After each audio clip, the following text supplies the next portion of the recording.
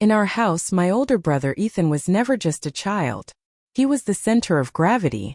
Everything revolved around him so naturally that nobody ever stopped to question it. If Ethan mentioned he liked a certain kind of sneakers, my mother somehow found money to buy them the same week. If I needed new winter boots because mine had holes in the soles, I usually heard the same answer. Yours still work. You can wear thicker socks.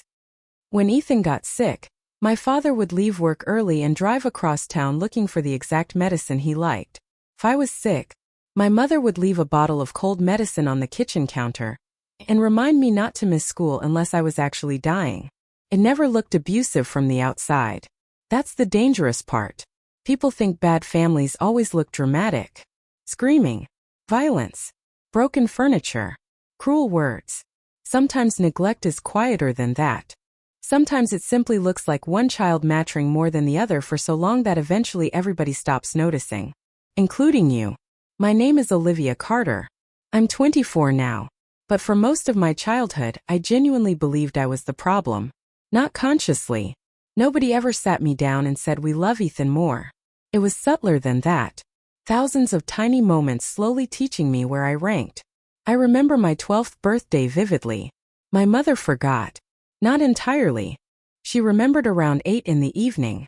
I was sitting on the living room carpet doing homework when she walked past me carrying grocery bags. She suddenly froze. Oh, that was her first reaction. Not happy birthday. Not excitement. Just, oh. Then she turned toward me. Right, your birthday. I remember smiling automatically. Children learn very early how to pretend disappointment doesn't hurt. She disappeared into the kitchen. Came back 10 minutes later holding a chocolate granola bar. We forgot to buy cake. I took it. Said thank you. Actually thanked her. Across the room Ethan sat on the couch playing video games. Didn't even look up. 3 months later. His 16th birthday arrived. My parents rented an entire event hall. 40 people. DJ. Custom cake. Professional photographer. Matching decorations. My father spent nearly $4,000 on the event. I know because I overheard him bragging to one of his friends. I spent that entire party helping carry trays from the kitchen. Not because anyone asked. Because somehow I had already learned birthdays weren't really about me. By high school, the family hierarchy became impossible to ignore. Ethan was the investment. I was the afterthought. My parents talked constantly about his future. His college applications. His tutoring sessions, his basketball coach, his SAT prep courses, private lessons, summer programs. They discussed his life the way executives discuss a promising startup. Carefully, strategically. Everything about him was treated as important. Me? I existed in practical conversations. Olivia can pick up groceries. Olivia can clean the garage. Olivia can watch the dog. I became useful. Not valuable. There's a difference. The strangest part is, I didn't resent Ethan. Not really. He wasn't cruel. Not directly. He simply accepted the environment exactly as it existed. He never questioned why our parents prioritized him. Why would he? From his perspective, this was normal. The world had always arranged itself around his comfort. I graduated high school with decent grades. Not exceptional. Mostly because I had been working part-time since I was 16. First at a grocery store. Then a coffee shop. Then waitressing on weekends. I paid for things quietly. School supplies. Gas. Phone bills. Things my parents stopped covering without formally saying so. Meanwhile, Ethan got accepted into a private university in Boston. I still remember that night. My mother cried. Actual tears. My father opened a bottle of expensive wine he had been saving. Family members came over. Everyone celebrated. You would have thought Ethan had discovered a cure for cancer. Nobody asked what I planned to do after graduation. Not once. I enrolled in community college 3 weeks later. I didn't tell them. Not intentionally. I just realized one afternoon that nobody had asked. And somehow that hurt more than open rejection would have. I picked up a second job that summer. Mornings I worked inventory at a retail warehouse outside the city. Evenings I delivered food through 3 different delivery apps. Weekends I cleaned offices downtown. Life became mechanical. Wake up. Work. Classes. More work. Sleep. Repeat. The old Honda Civic I drove barely survived most weeks. Air conditioning broken. Passenger window stuck halfway down. Engine making a rattling sound mechanics kept warning me about. Sometimes I couldn't afford enough gas to drive home between shifts, so I slept in parking lots. There was one behind a 24-hour pharmacy I used often. The security cameras pointed away from the back corner. Nobody bothered me there. I'd recline the seat, use my backpack as a pillow, wrap myself in an old hoodie, and stare at streetlights reflecting through the windshield. Funny what people dream about when life becomes survival. I didn't imagine luxury. I didn't dream about becoming rich. Mostly I imagined ordinary things. An apartment where the heat worked during winter. A refrigerator with actual groceries inside. Sleeping in a real bed consistently. Coming home somewhere peaceful. I wanted stability more than ambition. Success sounded nice, but peace sounded better. The loneliness got harder than the exhaustion sometimes. There's something strange about building your life completely alone. No safety net changes how you think. Every decision feels heavier. Every dollar matters. Mistakes become dangerous. Still, I kept moving. Semester after semester. Slow progress. Nothing glamorous. My grades stayed average. Not because I lacked ability, because exhaustion changes everything. It becomes difficult caring about academic excellence when you're calculating whether you can afford gasoline for the week. I never expected life to suddenly improve. Honestly, I had stopped believing dramatic change happens to people like me. Then Tuesday happened. A very weird Tuesday. I remember because rain had been falling all afternoon. Not heavy rain. That miserable cold drizzle that soaks through clothes slowly enough you don't notice immediately. I had just picked up an order from a Thai restaurant downtown. 2 large bags balanced awkwardly against my hip. Phone in one hand. Trying to locate the apartment building number through fogged glasses. Then a black Mercedes pulled beside the curb. First I ignored it. Wealthy people downtown stopped randomly all the time, usually blocking traffic. Then the passenger window lowered. A man leaned slightly toward me and said something I hadn't heard in years. Olivia. I froze instantly. I knew that face. Older now. More gray hair. Sharper lines around the eyes. But unmistakable. My Aunt Rebecca. My mother's older sister. The successful one. The one nobody in our family ever talked about positively. Growing up, I only heard strange comments about her. She thinks money makes her superior. She abandoned the family years ago. She only cares about business. She became arrogant. I hadn't seen her since I was maybe 13. She stared at me for several seconds, then looked down at the food bags in my hands, then at my company shirt, then back at me, and something in her expression shifted immediately. Concern. Real concern. Not politeness. Not casual surprise. Concern. Are you working delivery? I laughed awkwardly. Embarrassed suddenly. Rainwater kept dripping from my sleeves. My sneakers were soaked through completely. Yeah, I said quietly. Just part-time. She kept staring. I could practically see her processing something internally. Then she asked, "How old are you now?" 24. A pause. Longer this time. Then carefully. You're still in school? I hesitated.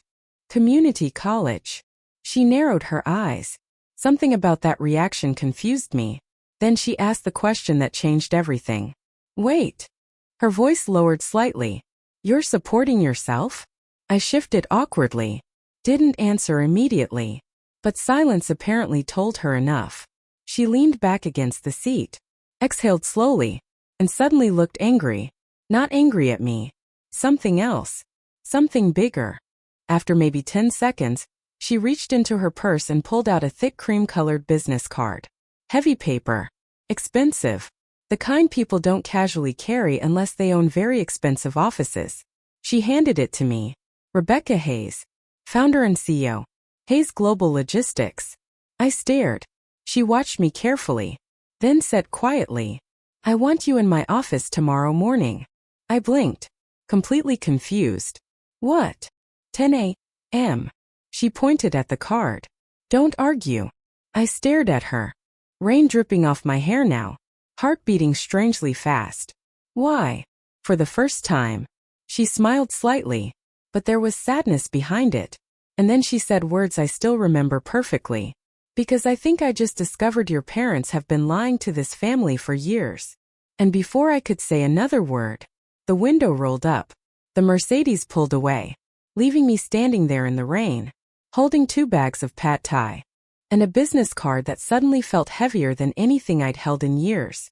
For the first time in a very long time, I felt something unfamiliar. Not fear, not exhaustion, hope. And I had absolutely no idea that within 24 hours, my entire life was about to split into 2 completely different versions. The one I had survived, and the one I hadn't even imagined was possible. The next morning I almost didn't go. That probably sounds ridiculous now. But when your entire life has conditioned you to expect disappointment, hope feels suspicious. I sat inside my car outside a gas station for nearly 15 minutes staring at Rebecca's business card. The paper alone looked expensive. Everything about it intimidated me. Clean embossed lettering, minimalist design, no unnecessary decoration. The kind of card people hand you when they've spent decades becoming successful enough that introductions no longer require explanation. Part of me genuinely thought maybe she had acted impulsively. Maybe after sleeping on it she would regret whatever strange offer she thought she was making. Maybe I would arrive and some assistant would politely explain there had been a misunderstanding. That outcome felt far more believable than sudden opportunity. Still, something about the way she looked at me yesterday stayed in my mind. Not pity, not awkward sympathy, anger. As if seeing me delivering food had confirmed something she had suspected for years. So I went. I parked 3 blocks away because the parking garage attached to the building looked expensive enough to reject people based on financial status alone. The downtown skyline reflected across the glass exterior of Hayes Global Logistics. 32 floors. Entire building branded. The kind of place you usually see from inside business magazines. I checked my reflection before walking in. Wrinkled navy pants. Plain white blouse I had ironed 3 times that morning. Cheap flats I bought 2 years ago. Hair pulled tightly back because I couldn't afford salon visits. I looked exhausted. I suddenly became painfully aware of how little I belonged there. Inside, the lobby looked absurd. White marble floors polished so clean they reflected the ceiling lights. Large abstract sculptures near the reception desk. Massive windows overlooking downtown traffic. Everything smelled expensive. There's no better word for it. Expensive. Even the silence inside that lobby felt expensive somehow. A woman behind the reception desk looked up immediately. Perfect makeup. Bluetooth earpiece. Flawless posture. She smiled politely. "Can I help you?" I suddenly forgot how to speak. For one embarrassing second I considered turning around and leaving. Then I forced myself forward. "Rebecca Hayes asked me to come." The receptionist typed something quickly, looked at the screen, then immediately smiled wider. "Yes, Miss Carter." That caught me off guard. She already knew my name. 18th floor. I nodded awkwardly. My hands were sweating now. The elevator ride felt endless. Every second gave anxiety more time to work. Why am I here? What does she want? Why now? Did my mother know about this? Does my family know Rebecca and I spoke yesterday?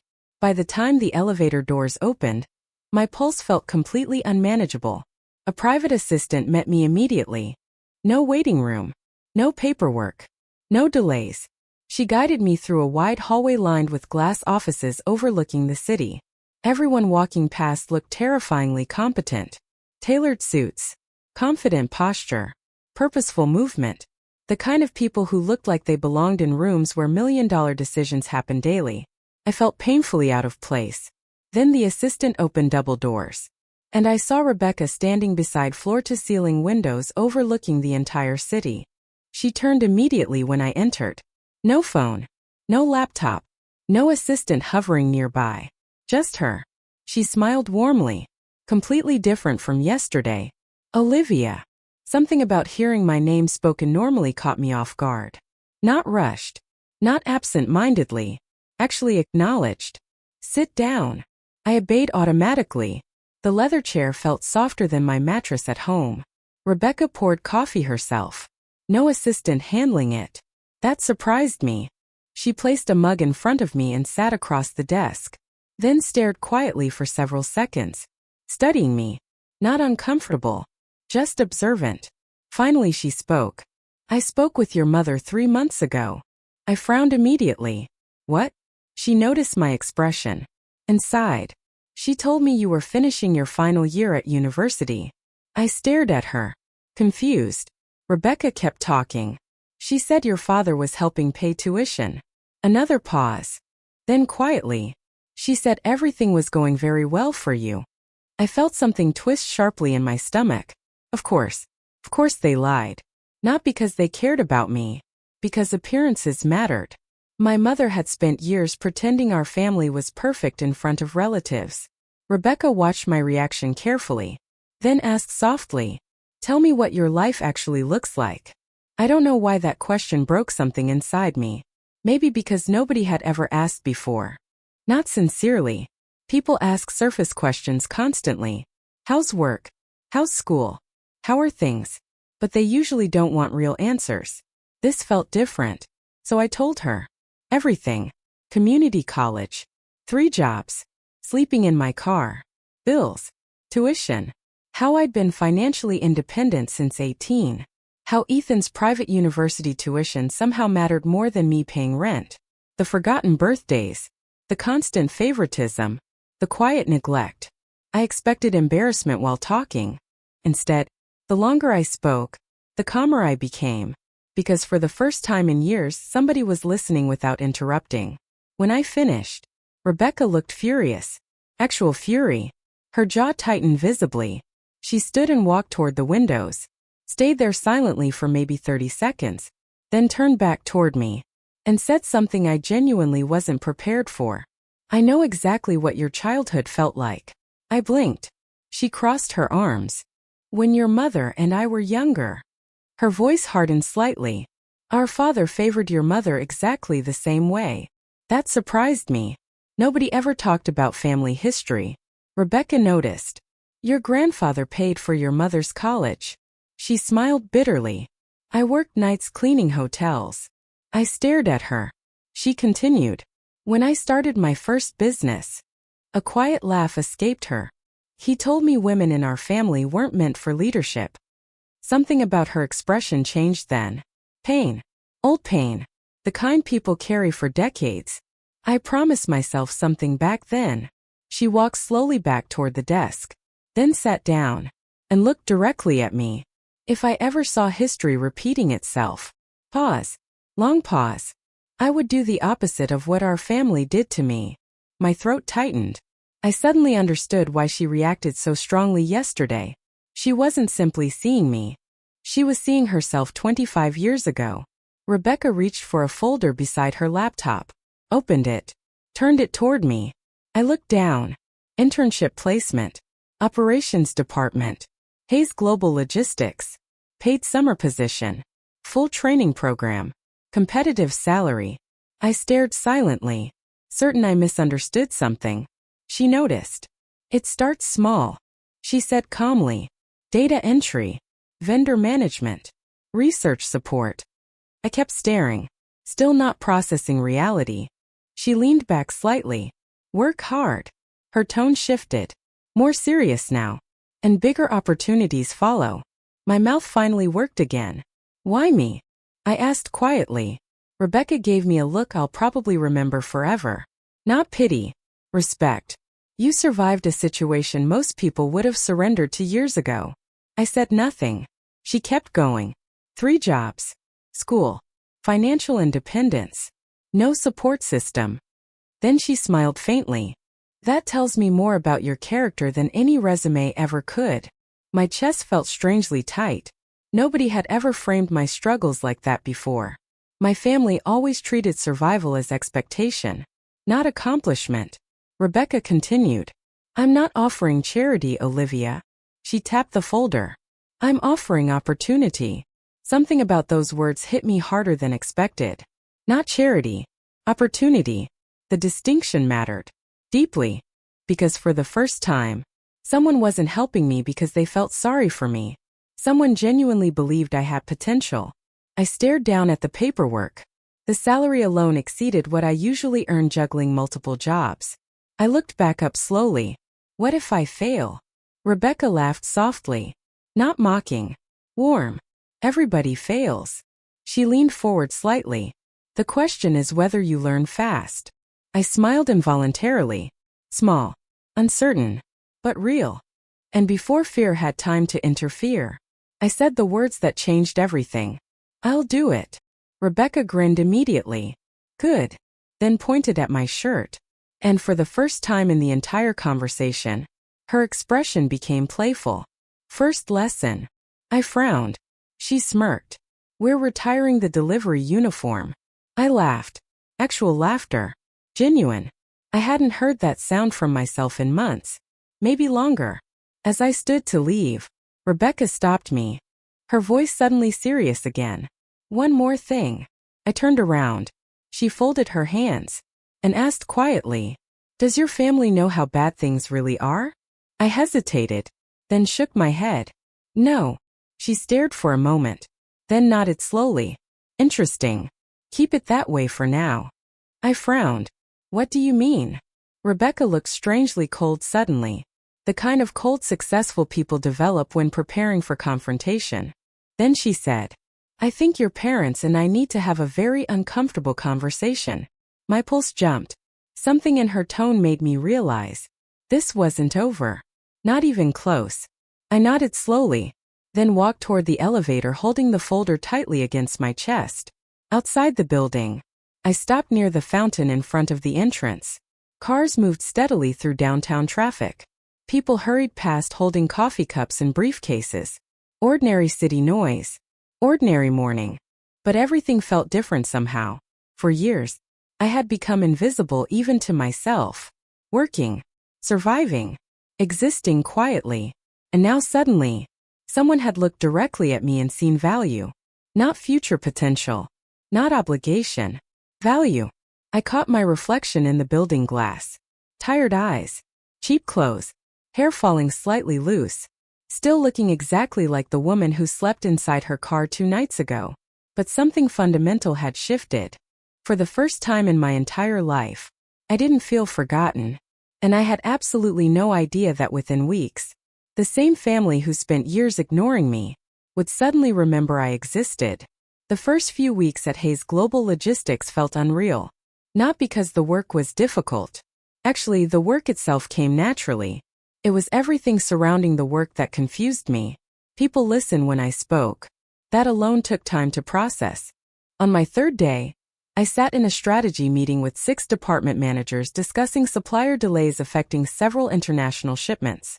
I had spent years watching meetings exactly like this happen at my old retail jobs. Managers talking endlessly. Everybody pretending to solve problems while avoiding responsibility. So without thinking, I pointed out a flaw in their routing schedule. Simple issue. 2 warehouse transfer points were creating unnecessary delays. I expected the usual reaction. Silence. Dismissal. Someone senior explaining why I didn't understand the bigger picture. Instead, everyone stopped talking.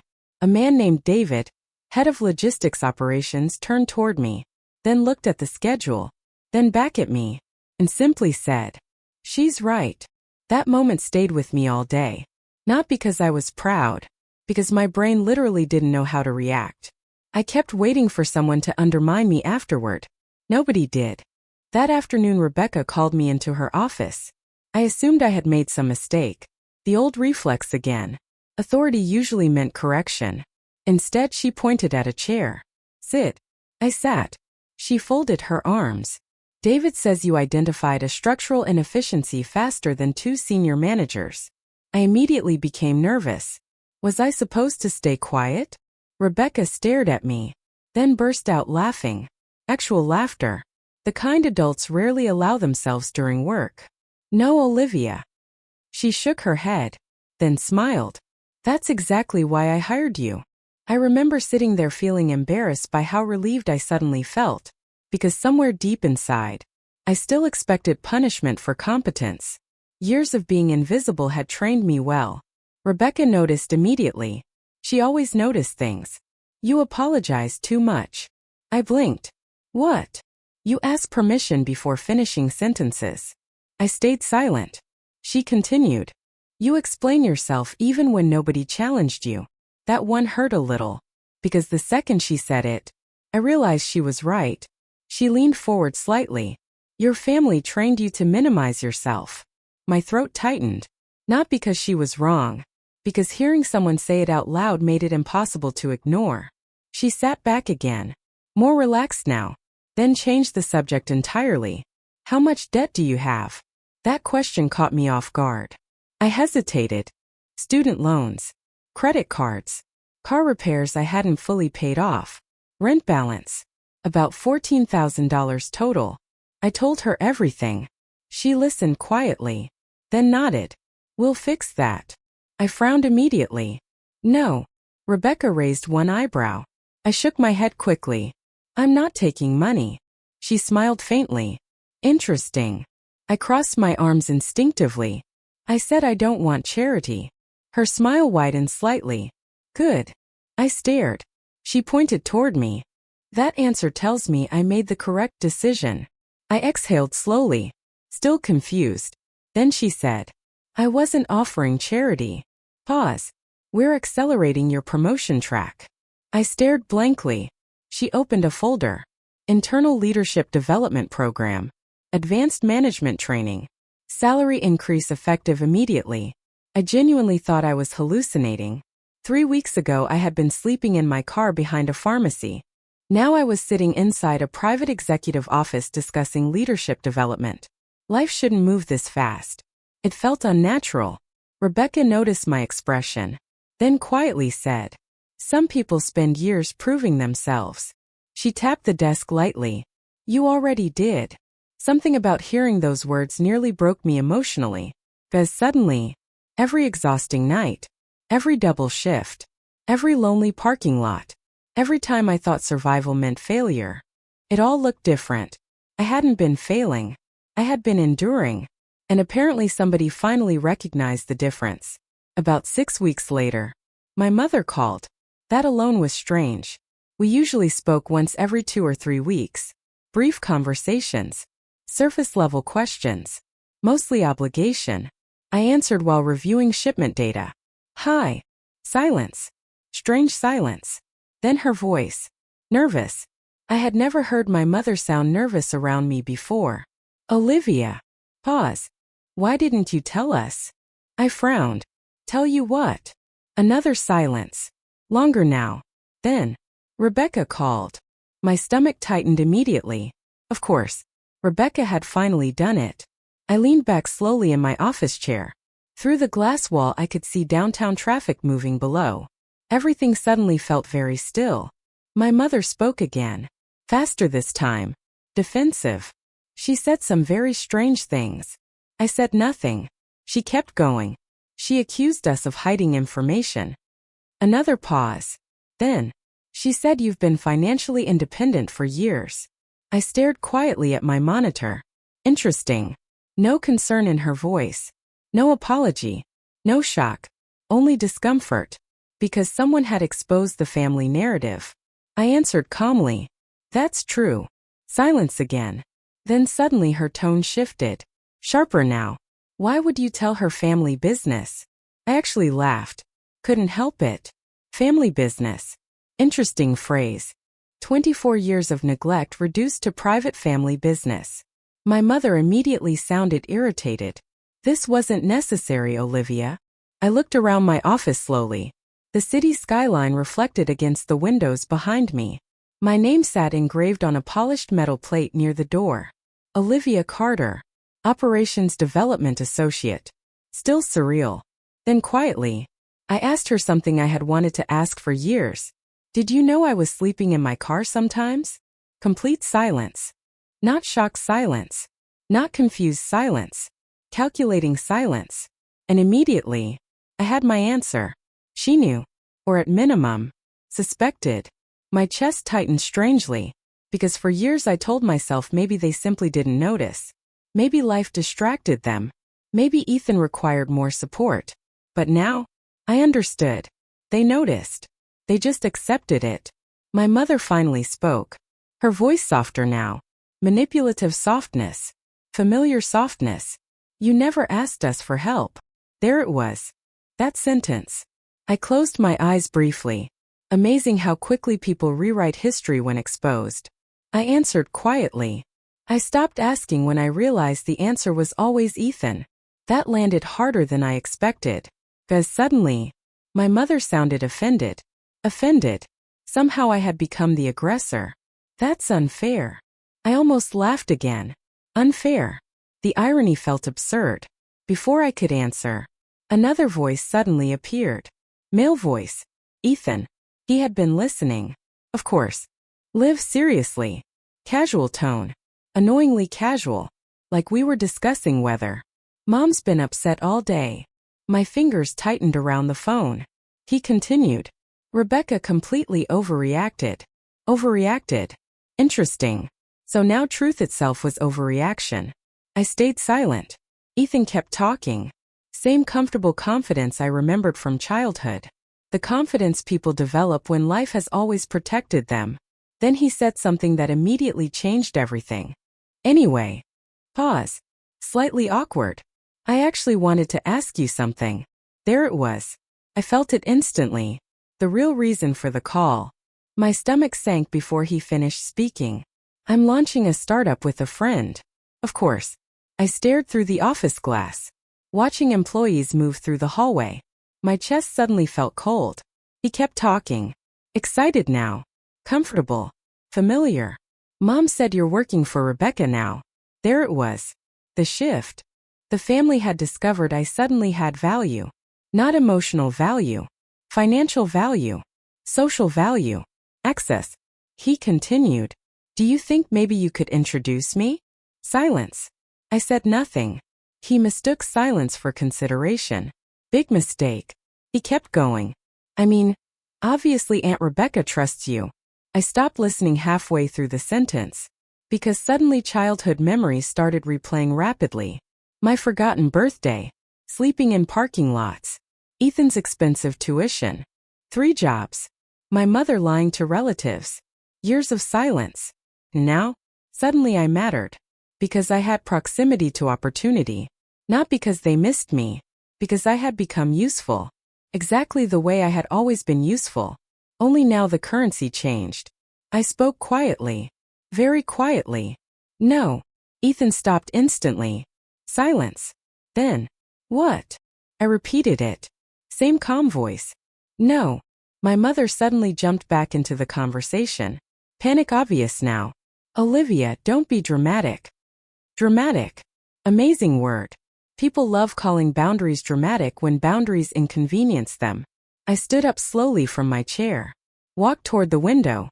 22 floors above the city. Beautiful afternoon sunlight reflecting across neighboring buildings. My voice stayed calm.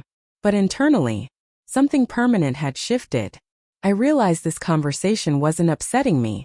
It was freeing me. 'Cause finally, I understood exactly where I stood in their lives. Not daughter. Not sister.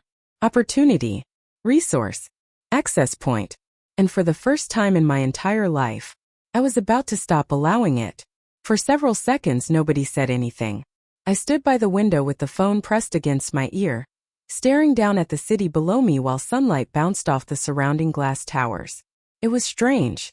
3 months ago, a conversation like this would have destroyed me emotionally. I would have questioned myself, wondered if I was being unfair, tried to explain my feelings carefully so nobody misunderstood me. But standing there now, I felt none of that. Only clarity.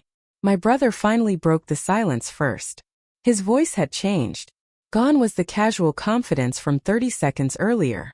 Now he sounded irritated, confused, like reality had stopped behaving the way it usually did around him. Wait, seriously? I kept staring out the window. Yes. Another pause. Then my mother. Her voice softer again. That fake softness people use when manipulation stops working and they need a new strategy. Olivia. She exhaled quietly. You know family helps each other. I closed my eyes. That sentence almost made me laugh. Family helps each other. Interesting.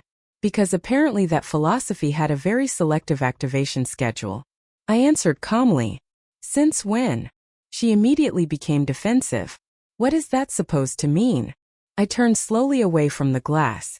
Across my office, my desk sat perfectly organized. Laptop open. Reports stacked neatly beside a ceramic coffee mug. Everything in this room represented a version of me I had built without them. That mattered. I said nothing. My silence forced her to continue. And people reveal themselves quickly when silence makes them uncomfortable. Rebecca completely misunderstood the situation. There it was. The rewriting had begun. I leaned against the desk. How exactly did she misunderstand? No answer. Instead, my father's voice suddenly entered the conversation. That caught me completely off guard. He almost never involved himself emotionally. Growing up, he specialized in passive agreement. Whatever my mother decided became family policy. He spoke slowly, controlled. That familiar parental authority tone adults use when they assume hierarchy still exists. You're blowing things out of proportion. I smiled faintly. Of course. Out of proportion. Not we're sorry. Not we should have done better. Just immediate minimization. I asked quietly, did you know I had 3 jobs while going to school? He answered too fast. Yes, but. I interrupted immediately. Did you know I slept in my car? Silence. Sharp silence. I continued. Did you know I skipped meals because rent came first? Still silence. I could almost picture them standing together in the kitchen back home. Mother angry. Father uncomfortable. Ethan pacing impatiently nearby. Nobody expecting accountability. My father finally cleared his throat. You were independent. I stared at the wall in front of me. Independent. What a beautiful word people use when they want to disguise abandonment. He kept talking. We thought giving you space was healthy. That sentence hit me harder than expected. Not because it hurt. Because suddenly I realized something uncomfortable. They genuinely believed their own version of reality. This wasn't conscious cruelty. Not entirely. They had normalized neglect so deeply that acknowledging truth now would require dismantling years of self-deception. And most people will protect self-deception at any cost. My mother jumped back in. Faster now. Slight panic underneath her voice. You always made it seem like you were fine. I laughed quietly. This time I didn't stop myself. I was 19. Silence. Then softer. I shouldn't have needed to make it obvious. Nobody answered. Across the office hallway I noticed Rebecca walking past my glass door. She glanced inside. Saw my expression. Understood immediately. She gave me a small nod. Kept walking. No interruption. No interference. Somehow that tiny gesture grounded me instantly. Somebody finally respected my ability to handle my own life. Meanwhile, the people who were supposed to raise me still treated my pain like inconvenience. Ethan spoke again. Annoyed now. The frustration in his voice finally surfaced. Can we not do this whole emotional thing? I stared blankly ahead. There it was. The entitlement. Familiar and predictable. He kept going. I'm literally just asking for one introduction. One introduction. Amazing.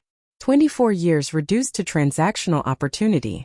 I asked quietly, do you know where I worked before this? He hesitated. Not really. Do you know how many jobs I had last year? Silence. Do you know what I studied?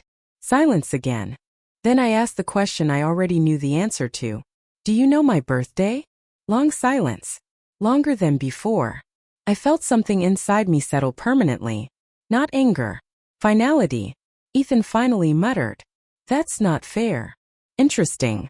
That phrase again.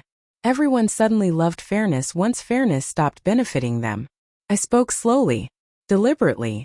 I wanted every word understood clearly. You know why I'm saying no? Nobody answered. So I answered myself. Because none of you ever cared whether I succeeded. I inhaled slowly. Until success became useful to you. Complete silence. Then my mother started crying. Real crying this time. Or convincing imitation. Honestly, I no longer cared enough to know the difference. Her voice broke unevenly. We did our best. That sentence hurt more than everything else. Because suddenly I understood how many years I had spent waiting for this exact moment. The apology. Recognition. Accountability. But it wasn't coming. Even now, they weren't acknowledging what happened, only defending themselves. My father spoke again. Lower now. You're being cruel. I stared at the phone. Cruel. Amazing. The daughter who quietly endured neglect for years was now cruel for refusing access. Something inside me became incredibly calm. The kind of calm people reach when grief finally ends. I realized something important in that moment. I had spent my entire life wanting them to love me correctly. But love offered conditionally isn't love. It's convenience. And convenience disappears the second you stop being useful. I walked back toward my chair, sat down slowly, then said the most honest thing I had ever said to them. I'm not angry anymore. Silence. My mother sniffled quietly. I continued. That's the difference. Pause. Long pause. Then, I stopped needing anything from you. Nobody moved. Nobody spoke. I could feel it. The moment they realized control had ended. Not financial control. Emotional control. That desperate invisible thread children carry long into adulthood. The need for parental validation. I no longer had it. And suddenly, they had nothing left to negotiate with. Ethan finally muttered something bitter.